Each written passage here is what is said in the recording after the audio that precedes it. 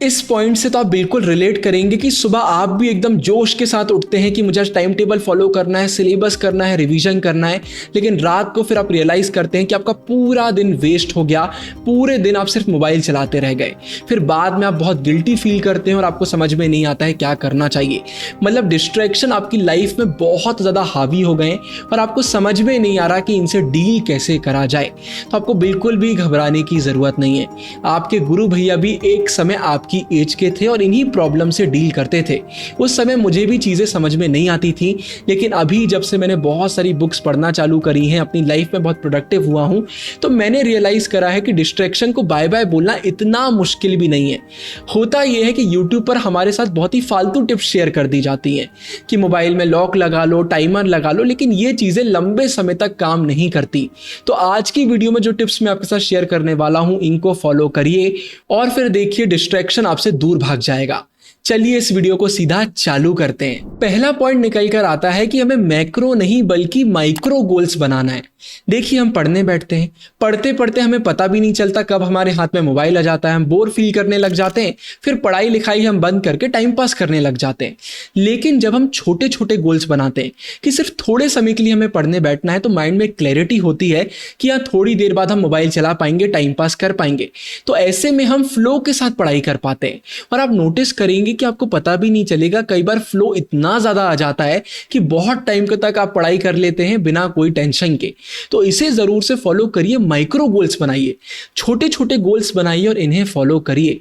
ये टिप आपको सुनने में बहुत सिंपल लग रही होगी, लेकिन बहुत इफेक्टिव है।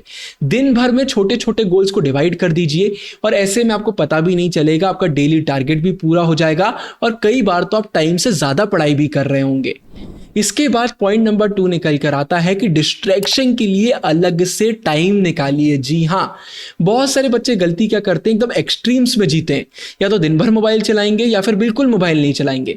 ये गलती मत करिए। दिन भर में टाइम निकाल लीजिए कि मुझे इतनी पढ़ाई करना है, इसके बाद मैं टाइम पास करूंगा, मुझे इतनी पढ़ाई करना है, फिर मोबाइल चला लेंगे, कोई वीडियो देख लेंगे। मतलब डिस्ट्रैक्शन के लिए अगर आप अलग से टाइम निकालेंगे ना, तो आपके माइंड में थॉट्स बार बार आपको परेशान नहीं करेंगे, क्योंकि आपको पता है कि पढ़ाई करने के बाद मुझे मोबाइल चलाना है या फिर टाइम पास करना है। आपने देखा होगा आपके घर में मम्मी पापा छोटे में बोलते होंगे आपसे कि अभी पढ़ाई कर लो फिर गेम खेल लेना। तो उस समय हम कितने अच्छे से मन लगाकर पढ़ाई करते हैं कि अभी पढ़ाई कर लेंगे तो बाद में गेम खेल पाएंगे। तो इसी चीज को आज भी फॉलो करिए, डिस्ट्रैक्शन के लिए अलग से टाइम निकालिए। फिर इसके बाद याद रखिए कि हमें इन्वायरमेंटल कंडीशनिंग को कभी भी इग्नोर नहीं करना चाहिए। आपके पास घर में एक स्टडी का अलग से स्पेस है, एक स्टडी टेबल है, जहां पर आप तभी जाते हैं जब आपको पढ़ाई करना हो। तो वहां पर आप सिर्फ पढ़ाई करने के लिए बैठेंगे। आपको पता होगा कि अभी आप किसी पर्पस के साथ बैठे हैं। अगर आपकी टेबल में कोई भी डिस्ट्रैक्शन नहीं है, घर पे आपको कोई भी परेशान नहीं कर रहा है, या फिर आपने आसपास ऐसा एनवायरनमेंट बनाया हुआ है, सामने आपका गोल लिखा हुआ है, टाइम टेबल चिपका हुआ है, तो अपने आप पढ़ाई करने का मन करता है। लेकिन आप पढ़ने बैठे हुए हैं, बाजू में मोबाइल में नोटिफिकेशन बज रहा है, कहीं पर गाना बज रहा है, आसपास कोई हल्ला कर रहा है, तो फिर कैसे आप पढ़ाई करेंगे। इसलिए बहुत सारे बच्चे लाइब्रेरी भी ज्वाइन कर लेते हैं। उनका कहना है जैसे वो लाइब्रेरी में पढ़ने जाते हैं उनका फोकस एकदम डबल हो जाता है। तो इन्वायरमेंट की कंडीशन को इंप्रूव करिए, अपनी एक ऐसी स्टडी स्पेस बनाइए जहां पर पढ़ाई के सिवा और कुछ आपको दिखे ही ना, और वहां पर कभी भी टाइम पास करने मत बैठिए, वहां पर सिर्फ पढ़ने बैठिए। जैसे हम बिस्तर पर सिर्फ सोने जाते हैं, अगर आप बिस्तर पर पढ़ाई करते हो ना तो आपको नींद आने लगेगी, लेकिन अगर आप स्टडी टेबल पर एक ऐसी जगह पर पढ़ाई करोगे जहां पर सिर्फ आप पढ़ने के लिए बैठते हो, तो एक पर्पस के साथ आप पढ़ाई करने बैठोगे और आपको बिल्कुल भी बोरियत महसूस नहीं होगी और कोई भी चीज आपको परेशान नहीं करेगी। फिर इसके बाद एक और बहुत ही सॉलिड पॉइंट याद रखिए कि पढ़ने से 2 मिनट पहले अपनी आंखें बंद करिए और फ्यूचर को इमेजिन करिए कि अभी अगर आप पढ़ाई कर लेते हैं तो फ्यूचर में क्या होगा।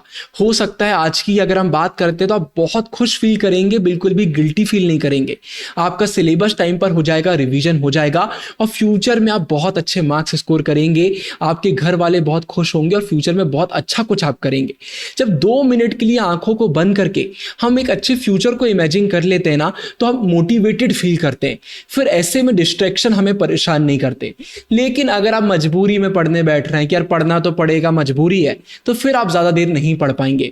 तो सिर्फ 2 मिनट के लिए आंखें बंद करिए, हैबिट बना लीजिए और फ्यूचर के बारे में सोचिए कि अगर आज आप मेहनत कर लेते हैं तो आपका फ्यूचर कितना प्यारा होगा।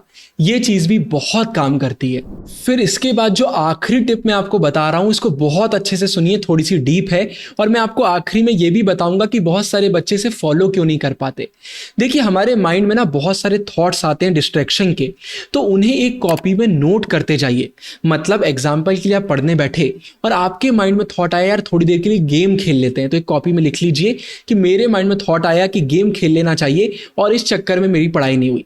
ऐसे ही डिस्ट्रैक्शन वाले थॉट्स को नोट करते जाइए और उस समय भले ही आप थोड़ा सा डिस्टर्ब हो जाते हैं या पढ़ाई नहीं कर पाते हैं, गिल्ट में चले जाते हैं, कोई बात नहीं, लेकिन जब आप अच्छा महसूस कर रहे हैं तो उस कॉपी को फिर पढ़िए और खुद से एक सवाल करिए कि क्या ये डिस्ट्रैक्शन फ्यूचर में मेरे किसी भी काम आएंगे? क्या ये गेम फ्यूचर में मुझे कुछ भी देगा?